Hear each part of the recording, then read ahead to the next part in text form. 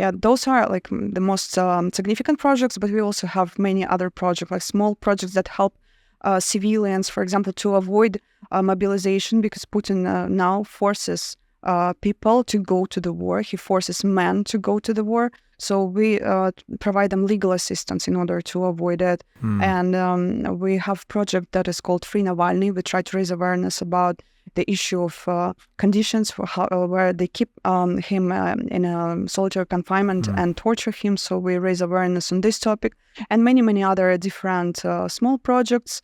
So yeah, like we are a huge team working 24/7.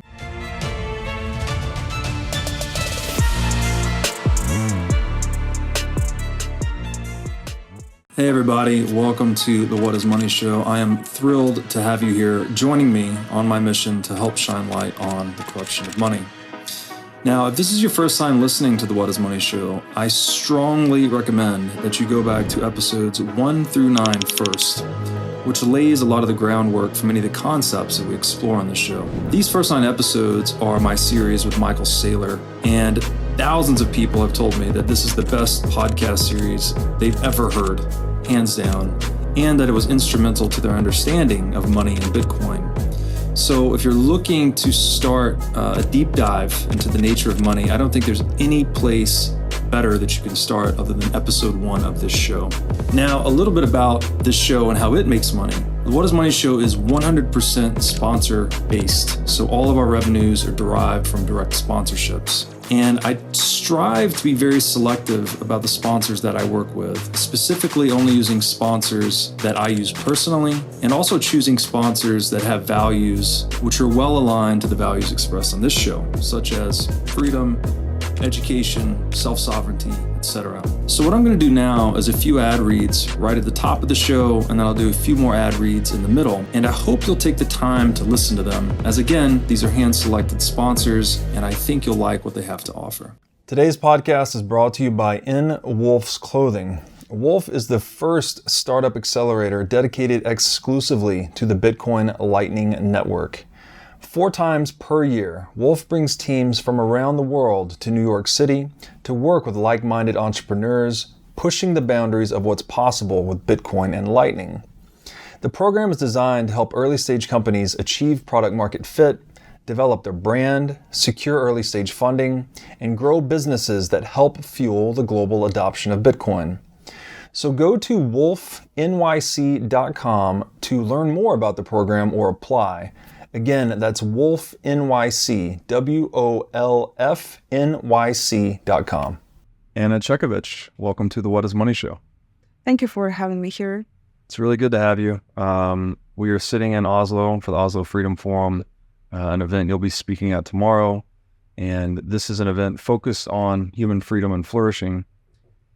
And just by way of quick introduction, you are the CFO of the Anti-Corruption Foundation, which is a formerly Russian-based organization, but you guys are now international. Could we just start there? You just were so kind to share your story offline with me. Yeah. What is the story behind the Anti-Corruption Foundation? And let's just start there. Sure. The Anti-Corruption Foundation was established by the Russian leader of Russian opposition, Alexei Navalny, in 2011 in Moscow. So I joined the organization in 2017 and started to work there as a financial director. Yeah, so the main goal of the organization is basically to defeat the Putin's regime right now. So we have many different projects, but all of them are aimed at stopping this cruel regime of Putin. And I had never heard the name of, I hope I'm saying this correctly, Navalny. Navalny. Yeah. Forgive my poor American pronunciation. He is the opposition leader to Putin and the founder of the Anti-Corruption Foundation. What is his story? 'Cause it's interesting that I had never heard of him, never heard of this at all. So, and the story you shared offline was very interesting. Could you just walk us through who he is, and then the actual conflicts he's had with Putin along the way that you described earlier?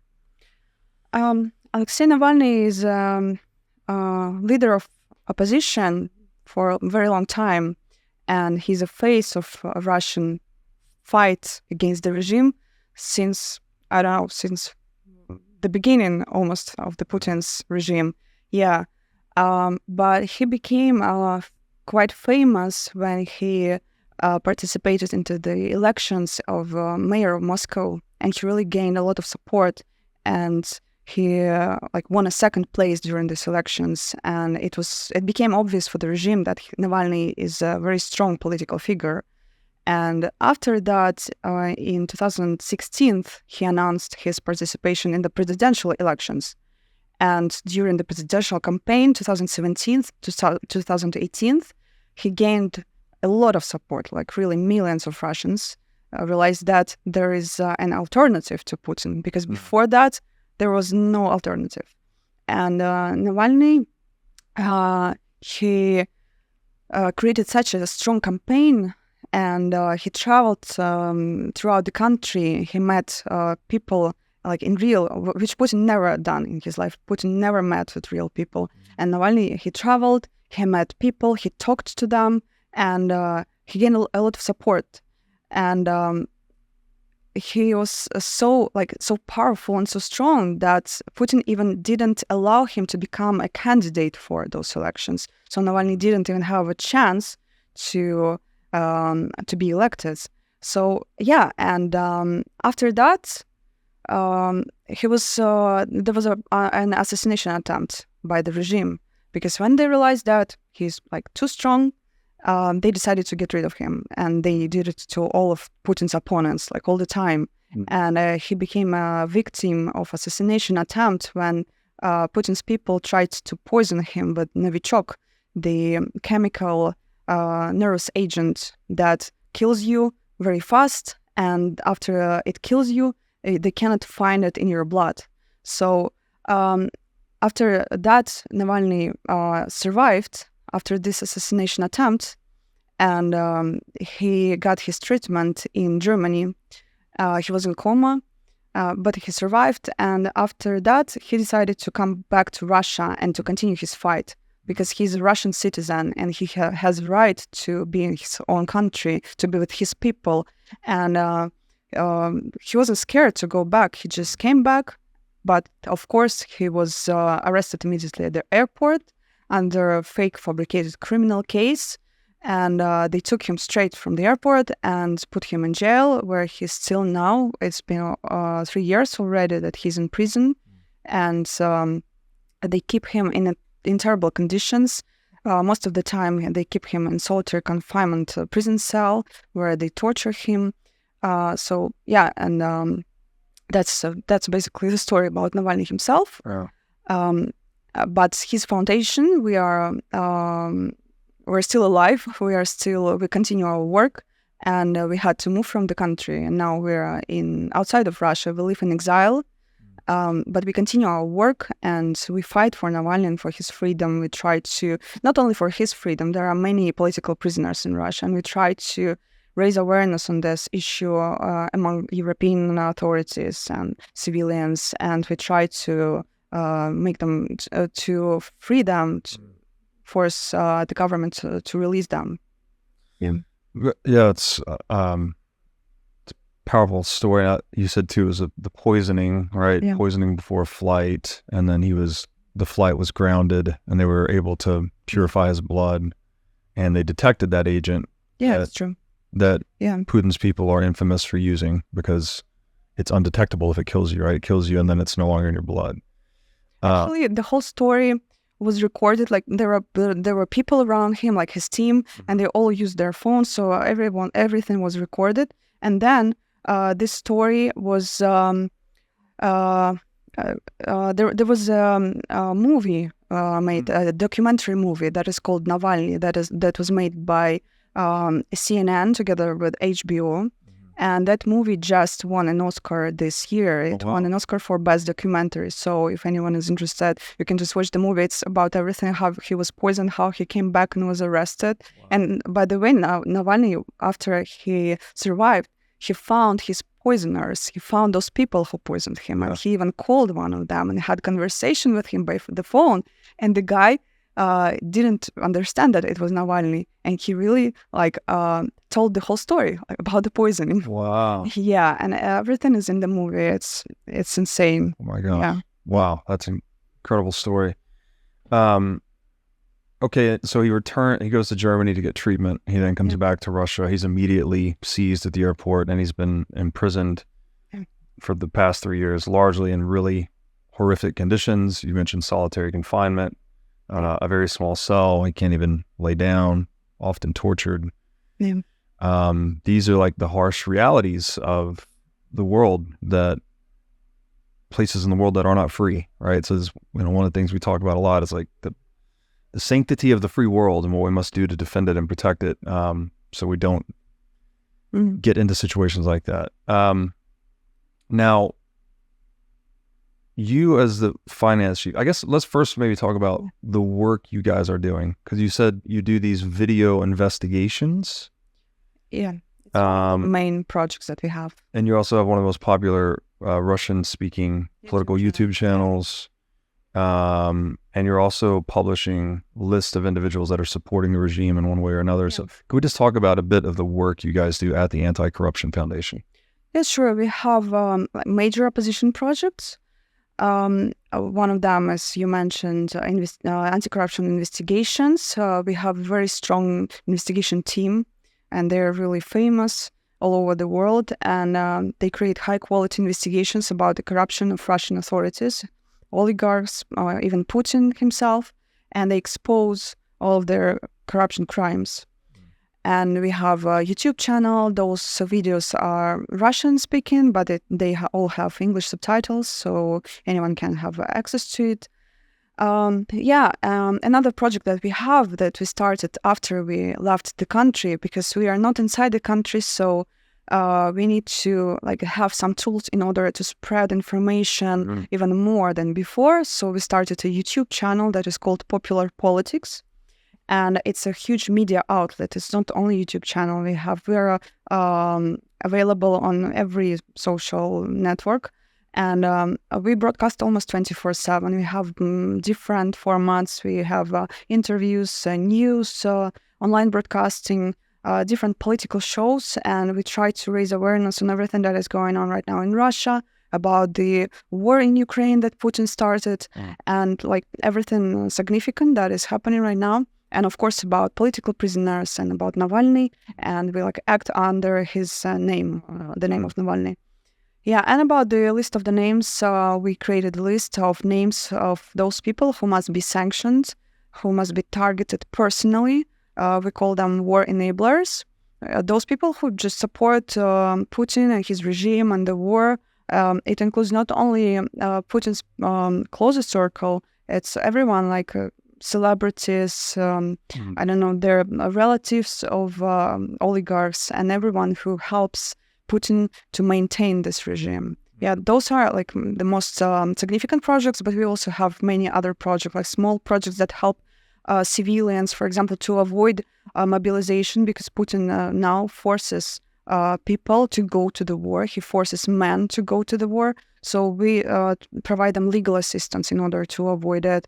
And we have a project that is called Free Navalny. We try to raise awareness about the issue of conditions where they keep him in solitary confinement and torture him. So we raise awareness on this topic and many, many other different small projects. So yeah, we are a huge team working 24/7. Now I'd like to tell you about our sponsor, iCoin Technology. iCoin has just released a sleek new hardware wallet. It looks like a mini iPhone with a little touch screen and camera on it. The device has no Wi-Fi, no cellular connection, no GPS. It's a strictly physically cold hardware wallet. Like I said, it's got a high-res 3-inch touch screen. It's got a camera for air gapping the wallet. It's got optional Bluetooth compatibility. And it's really a brand new UI, UX experience for a hardware wallet, making it very accessible, easy to use, not intimidating. And as we always talk about on this show, the only way you can truly own your Bitcoin is by having it in self-custody. So you need a device like iCoin Wallet to truly own your Bitcoin. Go to iCointechnology.com today and use promo code Bitcoin23 for 30% off of this new sleek hardware wallet.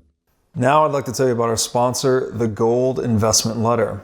The Gold Investment Letter helps sophisticated investors navigate capital markets and maximize their profits in trading gold, silver, and mining stocks. The Gold Investment Letter seeks out the most undervalued companies and identifies special situations in the mining sector, and then provides in-depth analysis on both their financial positions and future prospects. The Gold Investment Letter explores many complex domains, such as investor psychology, portfolio management, and macroeconomic trends, all with the goal of making you a better investor. The Gold Investment Letter offers a free version and a paid premium version, and I strongly recommend you at least sign up for the free version because after having read a few of these issues, I can promise you it is a treasure trove of good information.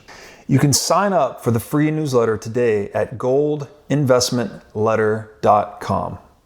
So the organization was inside Russia at one point. You had a number of challenges that you faced, I think, from kind of a legal, financial standpoint, trying to run an anti-corruption foundation inside of a very corrupt country.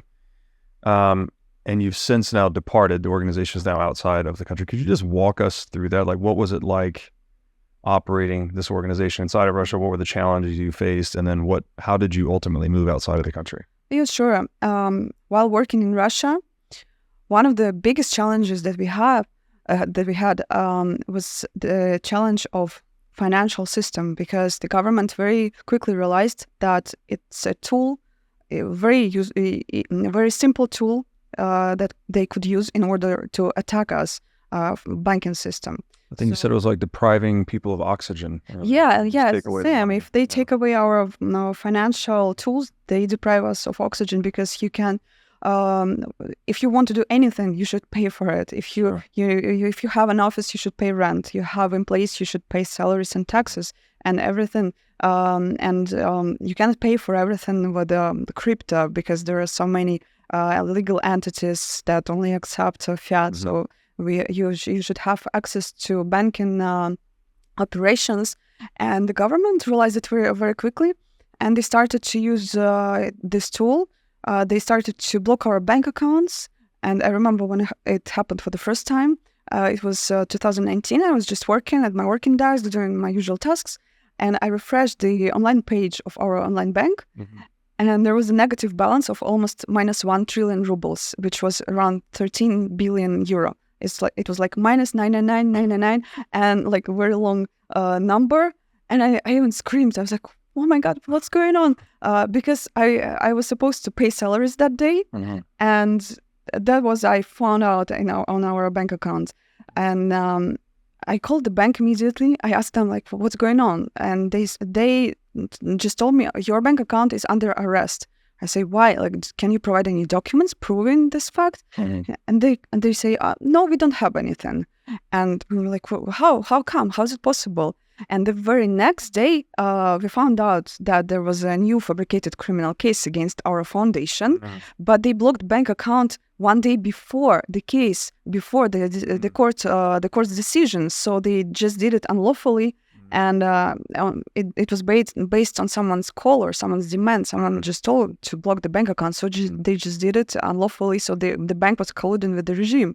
And we lost our fiat savings that moment. And then we realized, we shouldn't keep all the money on the bank account, because they can just do this. And after that, they started to do it again and again. We opened new bank accounts. They block it under different reasons. Yeah. We start new legal entities. They start new fabricate criminal cases, block bank accounts.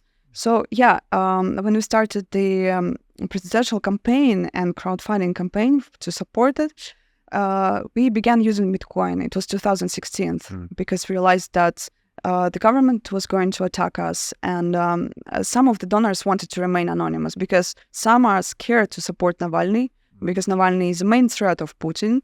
And people just realized that it's better maybe to use Bitcoin to support us. So there were some people supporting us with Bitcoin. It was a very, for us, it was a great tool in order to keep savings. Yeah. And we could always have access to it. And it was uncontrollable by the government. It was not transparent to the government. So we could continue our activities. We could have some savings there. And you're now, I think you're using Bitcoin to pay employees. Now, since we left the country, we have very different problems, but we still use Bitcoin. Like that time, we had these kind of problems. We used Bitcoin. We used Bitcoin in order to avoid government surveillance inside the country. Now, since we left, and Russia started that war in Ukraine, Russia is being cut off from the international financial system fully. The SWIFT doesn't work in Russia. So first of all, we cannot receive donations from Russians anymore. Russians cannot donate fiat for two reasons. Russia is cut off from the system. And secondly, even, for example, if they could, the banking system is transparent to the government in Russia. And if Russians donate to so-called extremist organization, and we were labeled as an extremist illegal organization, so if you support extremist organization, you go straight to jail up to 10 years. So people, of course, they are scared to support us. Just donating the money will give you 10 years. Yeah, of course, because it's a support of extremist organizations, like supporting terrorists.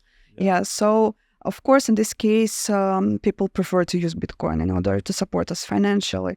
And at the same time, for us, it's a big struggle to support financially those who are in Russia. For example, political prisoners such as Alexei Navalny and many more. And political activists in Russia who fight the regime when they're inside the country fighting. They risk their lives, they risk their freedom, and they stay there being deprived of financial support of organizations like us. Because all of the organizations like us left the country. It's not only us. There are many organizations like us and many journalists. Everyone who is against, like opposing the regime openly, they are whether in prison or abroad, because it's not possible. There is no freedom of speech right now in Russia. So like all of those NGOs, human rights organizations, they cannot provide financial support to those who try to fight the regime inside the country. And also there are advocates, like lawyers, who assist those people, and we like want to pay them, so they protect our activists, and we cannot make any payments to them because Russia is cut off. And the most ridiculous fact that they cut the Russia from the SWIFT system in order to like prevent Russian oligarchs from circumventing sanctions. And it's not a targeted sanction, it's a global sanction that was imposed on the entire country. But those oligarchs and those Putin's people, they use very different ways for circumventing sanctions. They use, for example, friendly countries. And it's a well-known fact. There are many investigations that show that Russian regime really uses different countries, and the Russian economy now are almost about to recover because those countries really help them. And first, people who suffer from this kind of sanctions, like cutting Russia from the international financial system, are people like us, activists. Russian oligarchs, they have different ways. Like, okay, they don't have a SWIFT, they have friendly countries. We only have Bitcoin. So for us, Bitcoin is the only solution. But those regulators say Russian oligarchs are going to use Bitcoin, so we will just stop SWIFT. We will ban Russians from using Bitcoin exchange platforms. So they do it like in order to stop oligarchs, but they really damage the opposition organizations this way. Wow. You said, you mentioned that you've been labeled an extremist organization, which is always just the height of irony or hypocrisy, right? When we have a lot of this labeling that goes on in the United States too, the different terrorist organizations, when in fact, the U.S. government is blowing people up on the other side of the planet. So statism and terrorism, they're almost the same thing, in my opinion. One's just more formalized, one is less so. Saying the name of your foundation, the Anti-Corruption Foundation, actually became illegal at some point and punishable by, I'm not sure what, but unless you disclaimed it as a terrorist organization. Yeah, it's true. You should put a disclaimer, like if you mention our name, if you're a media, for example, and like it's some news media, and you make an article about us or just mention the name, you should make a disclaimer. this organization was labeled as an extremist organization in Russia. So you should always put this disclaimer, otherwise you will be, I don't know, charged.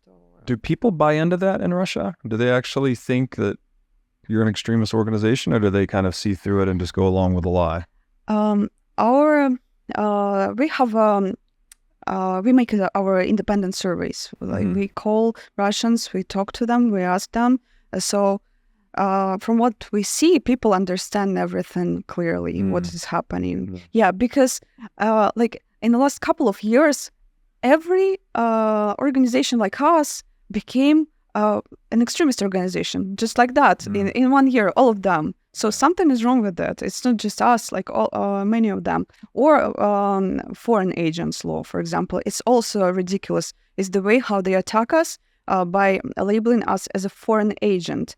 And to become a foreign agent, you should receive money from a foreign organization. And when we were working in Russia, we really received money from some foreigner, and our bank was supposed to decline this transaction, but it didn't.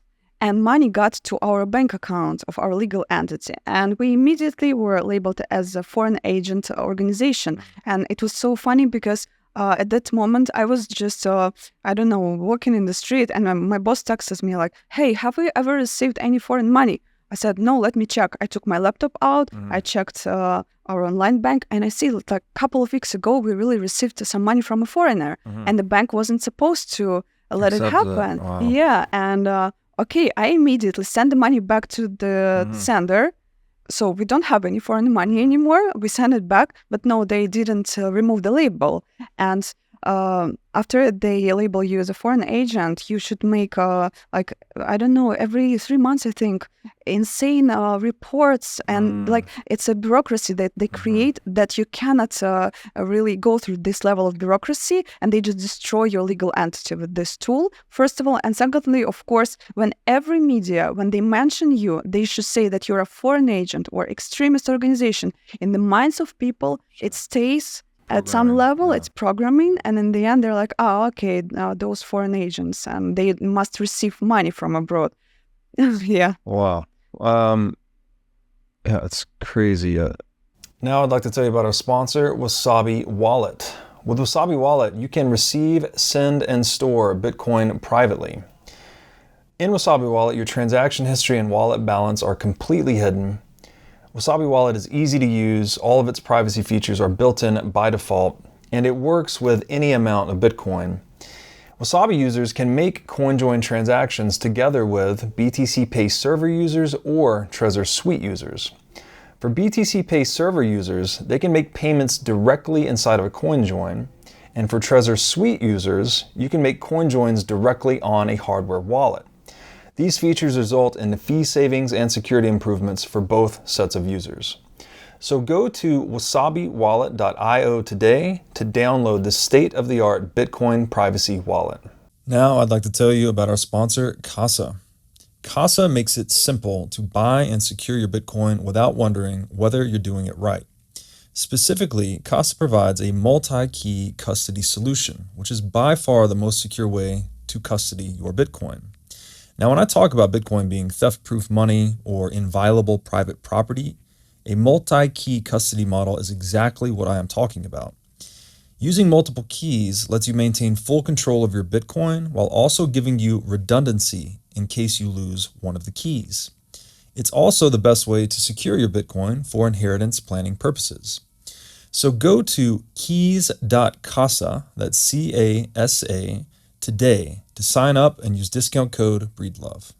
And Russia's already gone through this before, right? Like the Soviet Union, Solzhenitsyn wrote a lot about this, that it was just a bunch of people conforming to a lie. And that when one man finally stood up and told the truth, like that was instrumental in actually bringing down the Soviet Union. And now here we are, history repeating. There are some tools that they keep using and using because they see that it works well. So why don't they use it? It's already, it was successful case before, so. Yeah, it's terrible. But again, the corruption of money is so instrumental in this, because you said even before the legal action was taken, they seized your bank account the day before. Yeah, sure. Yeah. Right. So if there wasn't a monopoly that could control your money, presumably they would not have as much power over you as an independent organization. It's always about the money first. Yeah, of course, because when it's about such entities, such institutions, financial institution, everything must be under control of the government. So big institutions in Russia are all under control of the government, like TV, for example. Everything that can, by chance, become independent and help activists, help opposition to work, they should stop it immediately and they should take it under control. That's why in the head of all of those institutions, there are Putin's people, of course. Yeah, and they just destroyed these institutions. Putin destroyed it immediately as he got into power. Right. Yeah. And a lot of what brought Navalny to popularity in the country, I think you said, was YouTube, right? Yeah. A form of media that Putin cannot control. Yeah, exactly. So this idea of decentralized media contributing to the rise of dissident voices, is that continuing in Russia? Like, is this ongoing? Obviously, Putin controls a lot of the mainstream media apparatuses, if not all of them, but are things like YouTube and other digital technologies contributing to an awakening among people that this is all bullshit, maybe, in Russia? Yeah, right now, YouTube is our main source of spreading information in the country. And we see that the regime is going to block YouTube on the territory of Russia. And they do everything to like they are preparing for it. They take like the most popular, for example, Russian YouTubers, bloggers, some stars from the YouTube, and put all of them into Russian streaming service. There is a streaming service in Russia, and they just started to like ask all of them to switch. And I can see it personally. For example, if I watch their videos, for example, on a different platform such as Instagram, and they say there out loud, like, "Hey, by the way, I'm switching from YouTube to this channel. Like, go there with me." And they're taking all of them there, and we see that they're really like preparing for blocking YouTube. But why they don't do it like straight away right now and do it like that softly and slowly? Because it will affect people a lot. Many people have business on YouTube or like those bloggers, they make money there, and they cannot just cut it like that because people are going to protest. People are going to say something, and Putin doesn't want people to speak. So he's going to attack YouTube also because we are very powerful there, and all of the organizations like us there right now. Yeah, makes sense. Now you went through, this is personally impactful on your life as well. You said while you were in Russia and the organization was being, I guess, looked at more closely, that you felt this feeling of trepidation and an intuition of concern that you might be in danger. Yeah. Russia, could you just talk us through that and what that ultimately led you to? I think you've now since left Russia. So, while working in Russia, since the first very day when I started to work for the foundation, I realized that I was under like I was risking to be attacked by the government, and especially after I started to work with financial part of our foundation. So I noticed at some point that some people started to follow me from the office to my apartment, and I even made pictures of them. And I wasn't like scared because I knew that they were not going to kill me or something. But when there are strangers following you all the time, you become paranoid, and it's one of their tools. They make you feel like anxious all the time, and it really affects your mental stability. And when you are not stable mentally, they can manipulate you. For some time, they follow you, then they can take you and try to negotiate with you, like let's collaborate with the regime. But before that, they do some work like that. They make you feel mentally unstable and scared and everything. And they can find out all the information about your relatives and then manipulate with this data. And this kind of things happened to my colleagues many times. So when they started to follow me, I already realized that they are preparing something against me. And it was like 4 years ago. And I personally decided that if I want to continue work and to be like productive, I should leave the country because I was anxious, and I couldn't even go out without like looking through my window for hours and checking if there are any suspicious cars or suspicious people around my house. And straight after I left, like 2 months after, they came to that very apartment where I lived with searchings, and they expected to find me there. I wasn't there already, but the most ridiculous story is that after I moved from that apartment, I gave that room where I lived to my colleague, and he moved into my room. And that guy, he kept his savings in fiat in the wardrobe in the apartment where I lived. They came for me, but they found him. They, like when they make searchings, they take all of your gadgets, laptops, phones, and they found the money in the wardrobe. So they take all of them. Yeah. So yeah, that's what happened. And I left and started to work remotely for some time. But after my foundation also moved to Europe, I joined them, and now I work with them in the office. Wow. Yeah. This is wow, been quite a harrowing story. So another thing, I guess we'll wrap up, but one of the things you mentioned too that you guys do was these video investigations or video journalism.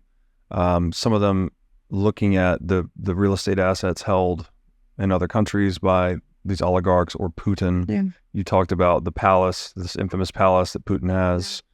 I've heard it, like what did I hear? There was a golden toilet brush or something that costs more than the average annual salary, something to that effect. I don't recall where I heard that, but I did hear that. Could you just tell me a little bit about those investigations and what kind of assets you have seen through that work? It's one of the most significant projects that we have. We are an anti-corruption foundation, so we expose the corruption of Russian authorities, of everyone who is like in the inner circle of Putin, and every video, you cannot believe it that it exists. Like when there are palaces, houses, and walls are covered with gold, and they have golden toilets, like literally. And you cannot believe it. It can't be the reality, because even if you have some taste, you will not have it this way. Yeah. What we see is that they bring corruption abroad, and that's what we try to explain right now to people of different countries where Russian oligarchs have their properties. Yeah, they have huge palaces, they have yachts, they have cars. I mean, they don't make that much money, obviously, and they are obliged to make financial reports like every year, and they show like how much they earn. But the amount of money they possess, those palaces are a bit more expensive than for the report. Yeah, it's insane. And very often they just use their relatives, their kids, their wives, and they just register those houses in them, and like they don't belong to them. But we show our investigation department, they show the chain of like to whom it belongs in reality, and they show the proofs, because very often they create many legal entities to confuse you, so you don't see the track of the money. Yeah, but they use European banks, and we try to explain to Europeans that Russian oligarchs bring corruption abroad, and your banks, European banks, shouldn't collude with Russian regime, actually. Yeah. So they have very big houses, the biggest yachts in the world, for example, belong to Russian oligarchs. And now when Russia is under sanctions, and we created a list of names of people that must be targeted personally, they started to lose access to their properties. And we're really proud of this project, yes, because some of them lost access. They cannot even travel anymore to Europe. They cannot have visas anymore. And those houses now are abandoned, and they don't have access to it. So they lost what they were stealing for years and years, and now they lost everything that they stole, and because of that, they don't like Putin and Putin's regime anymore. And that is the most significant impact that makes, because they enable Putin to be president, because Putin lets them steal money. Yeah. But when we affected this, we helped to impose sanctions on them. They lost everything they had. They don't love Putin anymore, and it can destabilize the regime. It can make it collapse faster. You hit them where it hurts, right? Yeah, their pocketbook or their assets. Yeah, I love that. I love that particular aspect of your work, because you're highlighting the fruits of corruption. In a way, it's like, look how ridiculous this is. Who needs a golden toilet, for God's sake? Someone needs it for some reason. It's crazy. Okay, and I've kept you long enough. Thank you so much for doing this. Thank you so much for all your work for human freedom and anti-corruption. These are very important matters in the world today. So thank you for what you do. Where may people find you on the internet? People may find me on Twitter. Yeah, I think you will leave the link Yes, there. we'll put your Twitter handle in the show notes. Okay. Yeah. Thank you so much for having me here. Lovely to have you. Thank you. Thank you so much.